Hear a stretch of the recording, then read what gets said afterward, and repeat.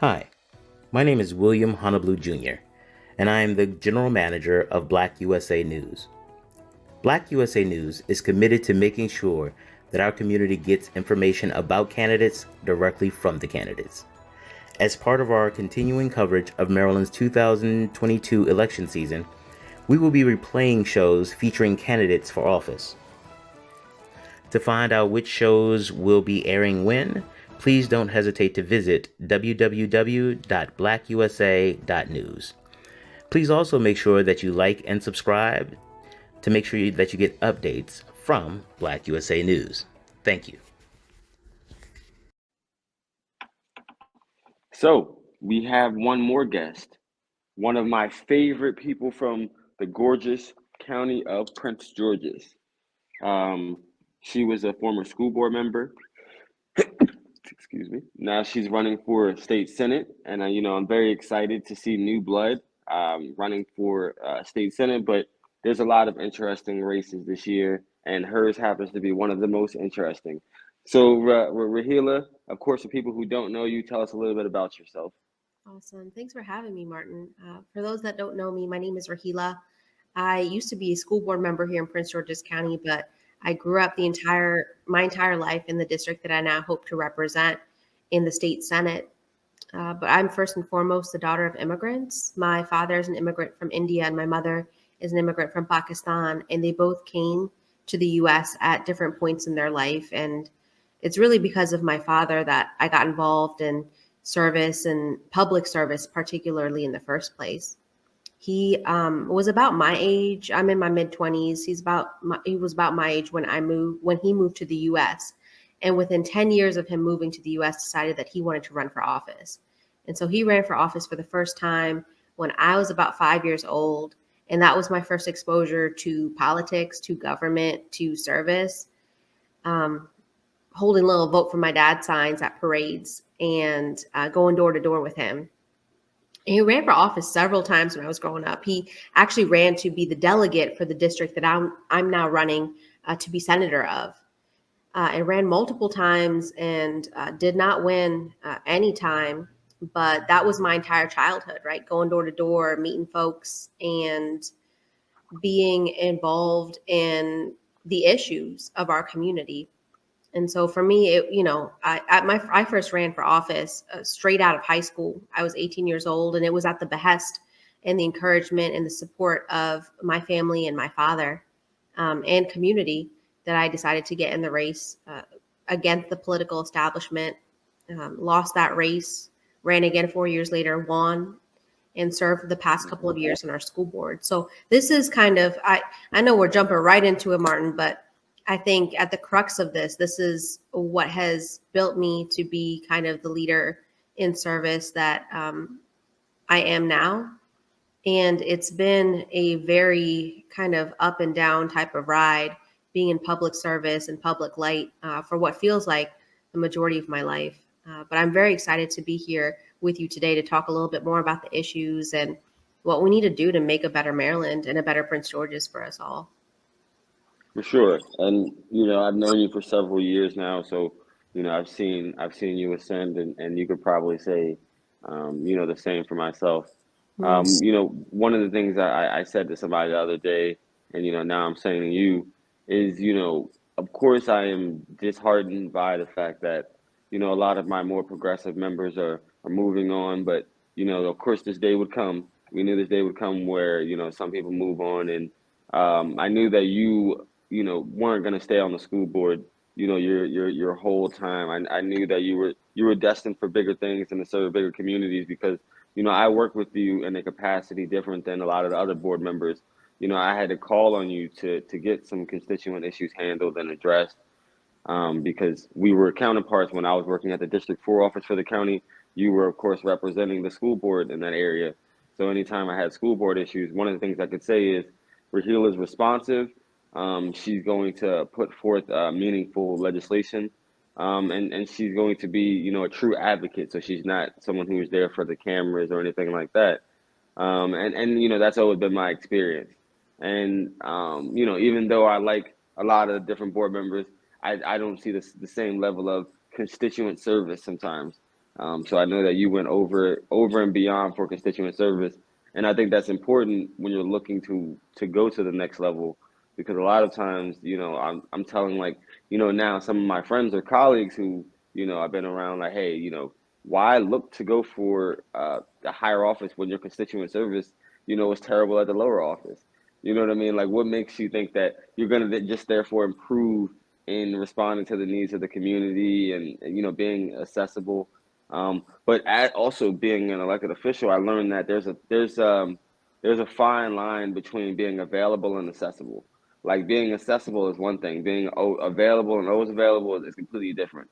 So, It's so true, Martin, that you mentioned this, because I feel like at the crux of it, part of the role of an elected official should be helping folks get out of difficult, complex systems and processes that are man-made, right? We make processes, we make systems, whether they're small systems or big systems, and folks get stuck in it. Like, this is the nature of some of our systems and how they've been built.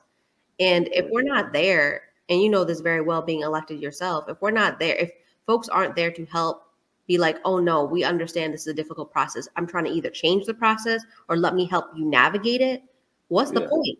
Like, I don't know. I think that is also the type and level of leadership that we need, and more folks are being driven towards. And that's hopeful for me. I don't know if you feel this way, but I see that a lot more in a lot of the officials that are trying to pursue service now, right? Folks that have been in the community that are now saying, hey, this is not enough for our community. We need to do more, sure. change systems, and we need to help people. And that's really hopeful for me. I mean, I see it as hopeful, absolutely. And, one of the things is, in our county, and just in politics in general, I see a lot of individuals, and this is not, this is something that you probably thought of for a long time, actual advisors, but I see a lot of people just become the perennial candidates. Like, Mhm. just try to be like, let me see where I can land. Or like, we, as you know, there's a machine in Prince George's County, the machine in Maryland, Democratic machine, right? And a lot of times the machine works in nefarious ways where you might have aspirations to run for one office, and, then the henchmen, from behind the doors tell you that no, you're not running for that office, you're going to run for this office. So like, a lot of times, these elected officials that we see and we exalt, one, the decisions they're making aren't their decisions a lot of the times, and you can see that, like, once you understand politics, and you take your blinders off, because I feel like when I first got in, I was like, wow, this is so nice, look at the paint, you know what I mean, like that's how I was when I first got in, and now it's just like, I see it for what it is, and, you know I think that, kind of just speaking to that, I've seen a lot of people in our county and even this cycle, and they're running for positions, and I'm like, dude, you got no business, or woman, you have no business running for this position. Not to be rude or anything like that, but the thought is like, sometimes you have to be honest with yourself, right? Like, It's so um, true. Like, so this is the thing that I did before running for school board and before running for Senate. And I feel like everyone should do some type of rendition of this for themselves, because, as you like, I feel like everyone that runs for office is a little bit like, you're bold and you're brave, and there's something a little bit different about you to want to run for office um, in general, because of the kind of responsibility that it means and the type of work that it entails. It's a really bold and brave step. But the thing that I did for both of my races, all three of my races actually, since I ran for school board twice, is I sat down and I had to have like a deep reflection session with myself to say, is this a place that I add value?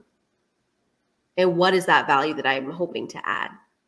And if the answer is I don't add enough value, if I don't add the right value, if another candidate adds more value, be open to that, right? And so those were the question. Like, that's kind of the line of thinking that I had to go down and say, is this a place where I can add value? And what is that value? And how does that look like, before making the decision of jumping into running for a position? I think we'd have a lot more elected leaders that are contributing to a collective success for our community, and kind of dispel some of these myths and realities around politics, period, and what a politician Mhm. is and what is intentions and motivations behind getting in a race. If we just simply have each person, or if each person on their own decides to ask themselves these tough questions before jumping in. But that's, yeah, as you know, that's not always what happens. And you've explained it so wonderfully that there are systems in place, machines in place that Yeah.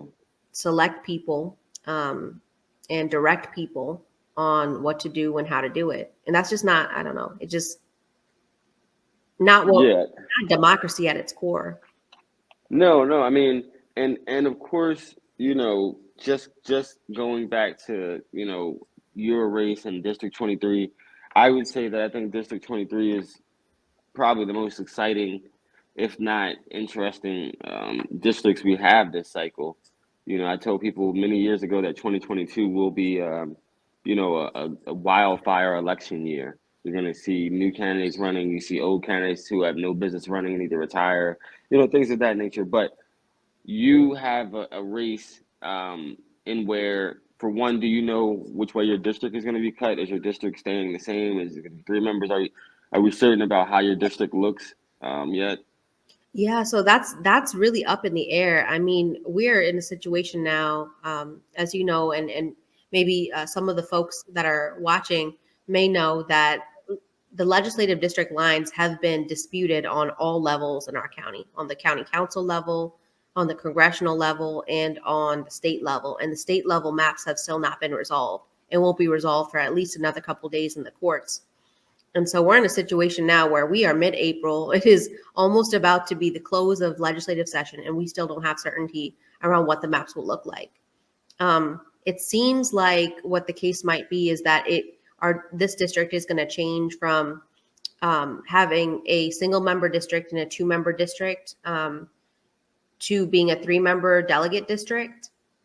That's what it's looking like. But the Sure. lines are just completely uncertain, because what has been passed by the General Assembly to date is being disputed in court. So this has proven to be very difficult, in terms of outreach and campaigning, who to campaign to, what communities to be in. And that's been really, really difficult to navigate, for me and for my team, especially since I feel the core of the community that's going to remain in the district is more affluent, and the areas that are up for dispute are the areas that I want to be in. They're the areas that have more people of color. They're the areas that have um, concerns and issues with affordable housing, healthcare, um, environment. Those are the issues that I want to be able to dive into and speak to people about in a holistic way. But it's hard because our people at the margins are literally at the margins of the district. So Of course, of it's a course. very difficult kind of space to navigate. Hi, my name is William Honolulu Jr., and I'm the host of the Black USA News Morning Show and the president of the Grinding Gang Incorporated. The Grinding Gang is an organization that helps small business owners in the nonprofit and for-profit communities figure out how to make sense of all the noise. There's a lot of information out there, and sometimes it gets a little overwhelming. We help you develop business plans. We help you figure out what to do with a lot of the information you receive. And we also help you figure out how to become more profitable. We also host a variety of workshops. You can check out our next workshop on grant writing right here. And while we talk about, people on the margins, people on the fences of the community, you know, within your district and even after the redistricting, I believe South Laurel will still exist, in your district. Me being a Laurel city councilman, of course, South Laurel is near and dear, even though it's not in the city limits of Laurel. But many times I've called South Laurel, in reference to District 1 and District 23, the redheaded stepchild, right? So, the reason I say that is because a lot of times you could drive right down Laurel Bowie Road right now, and look at the amount of trash that's on the side of that state highway, that state road. Um, right? Like it's pretty crazy. I think I took a video one day and just sent it to like a couple Bowie candidates. Be like, this looks like a cleanup location. Kind of trying to edge them on to like, South Laurel would appreciate this. And a lot of times, I feel like the people running, they don't knock in South Laurel. I feel like they don't do events in South Laurel. So what will you do differently, to prioritize South Laurel and because it's definitely been considered the redheaded stepchild, even in terms of development, just looking at the development that comes in South Laurel as opposed to, the other parts of District 23 or District 1. So what would you do differently as the next senator of 23? Yeah, I think a big part of it is being present and doing the things that need to be done in the community, like you had mentioned, right? Cleanups, information sessions, and also just meeting people where they're at, right? I feel like, and this may be just me pontificating, that the reason that a lot of folks in this area that have run for office in this area have not gone to South Laurel is because it's unfamiliar to them. uh, they are uncomfortable with being in spaces that they feel are less safe than than an area that is led and run by a municipal government.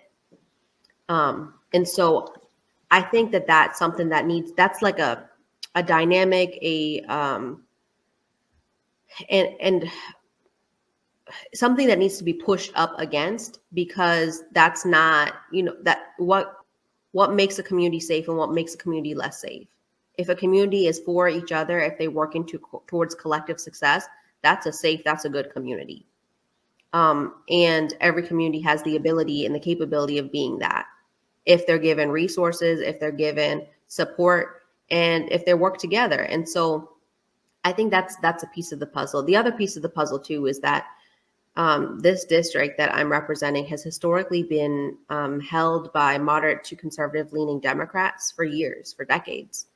And making sure that we're advancing a candidate with progressive values that's going to be able to advocate for all of the members of the community, whether it's South Laurel all the way down to Upper Marlboro, is really key and crucial at this moment. And that's possible now because we have an appointed senator, because we have an appointed delegate, because our county council member is term limited. All of those things will allow for the types of changes I think that we need in leadership in this area. Agreed. And are there in the district? Of course, I know that it's very diverse, but definitely very affluent. Definitely very demographically diverse. Are there groups that you see being a challenge to interact and connect with, in your district? Because of course, I would think that young people, progressives, people of color, would obviously be your key targets. Mm-hmm. But are there any groups that you're trying to work harder and more intentional to connect with? Yeah, I'm definitely working very hard to connect with young people in this race. Being a person that has run, as a college student, I recognize the importance of making sure that young people are involved. And also for my day job, I work for a nonprofit that focuses on institutionalizing voting on college campuses across the country. And so getting young people out to vote, making sure that they have the information that they need to vote is very key, crucial, and important for me, just personally and professionally. And one way that I've tried to implement that into my campaign is that I have weekly training sessions for young people, college students, and high school students that want to get involved, in which I demystify the entire process of running for office. We sit down, we talk about, okay, how do you use the voter database? What are the things that you need to look at when you're thinking of messaging and mailers? How do you go door to door, right? What are the different things you need to think about when you're doing opposition research, right? All of these tiny, tiny things that all build up and make a bigger campaign. And so I'm having those types of sessions with young people that want to get involved. I've been doing so for the past 2 months. And I think that is the type of leadership and legacy I think we need overall, like not just in my little district, but across the board in the state in the county and in the state, showing folks that running for office, although daunting, is doable. And it's doable for people that may not traditionally think of themselves as candidates. I didn't traditionally think of myself as a candidate. Actually, when I first ran, I was thinking back about this a couple of years ago. I was like, I don't remember ever seeing another hijabi person running for office when I was running 10 years ago, right? That was not that there Sure. was no role model that I could say this is a person. Now folks can say that. I actually have a WhatsApp group that I created of hijabi elected officials from across the country, and there's like a dozen of us now, at least. These are the folks that I know. And so there are role models now for people to be able to say, oh, hey, this is not, I don't traditionally think of being in politics, but I see this person that looks like me or that shares my values in office. And why not, right? Why can't I do it? So that's a big thing for me. Role models and representation matters, of course. I'm very proud to see you, and of course, just the world evolving, right? Mm-hmm. And not only hijab wearing, but I believe the future is female. So, always can continue to encourage women to continue to run for office. Um, a lot of times more sensible leaders than men. Don't tell anybody I said that, but definitely a lot of times more sensible. And so I got a few quick questions for you. Pepsi or Coke? Pepsi or Coke? Pepsi. All Yes. Okay, Pepsi or Coke. If when you first get there, what's a holiday you want to create in Maryland? Oh my gosh. I mean, I can we just do a little bit more for the Muslim? We have two Muslim holidays a year, two of them.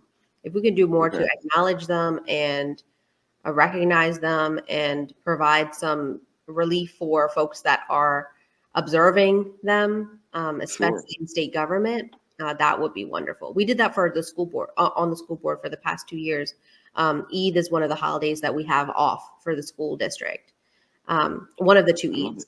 So that's I, that's exciting. So that would definitely be, at forefront of mind for me. Especially if I was elected, I would be the first Muslim senator that we would ever have in Maryland. And so, from my understanding, and so oh, being able that's to good. bring that perspective from like, hey, I'm a practicing Muslim person, and I can share that with my colleagues and explain what is the significance of certain things. I think that would be really helpful. So that was a long answer to your quick question, but go ahead, Martin.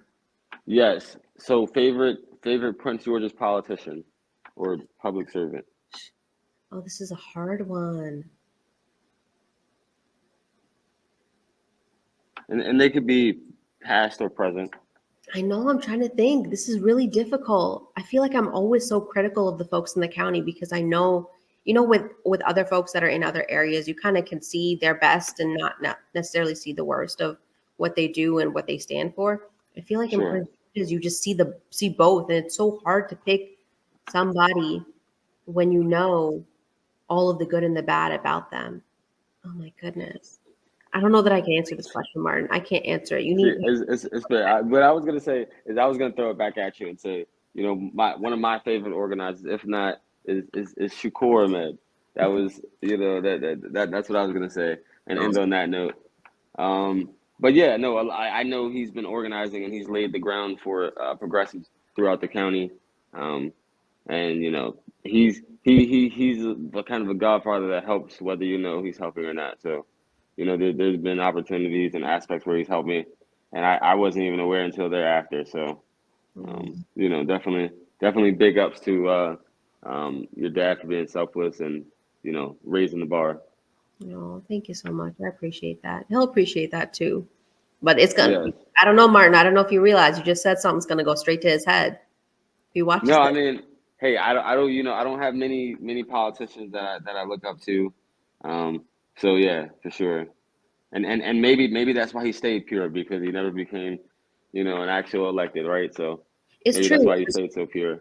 Honestly, I was thinking about that too. We were thinking about it, and we're like, sometimes every person has a purpose, and sometimes you don't know what your purpose is until you go through trials and tribulations. And for him, Hmm. having run for office so many times and not making it, not making it, not making it, his role, I think, and his calling is really to help candidates.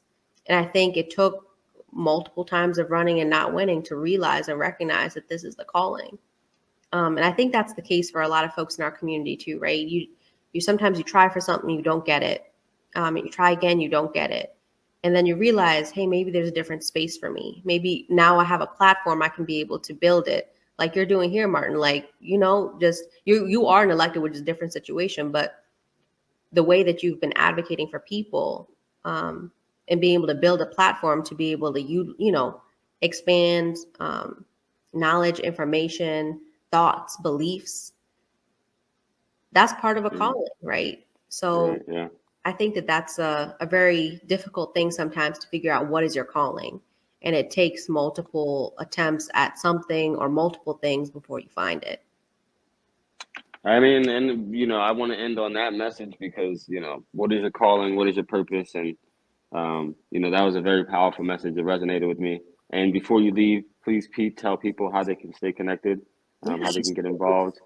Please do follow me on Facebook or Twitter at Raheela Ahmed, or on Instagram at Raheela. Or you can also visit my website, which is www.raheela.com. We'd love to have y'all support.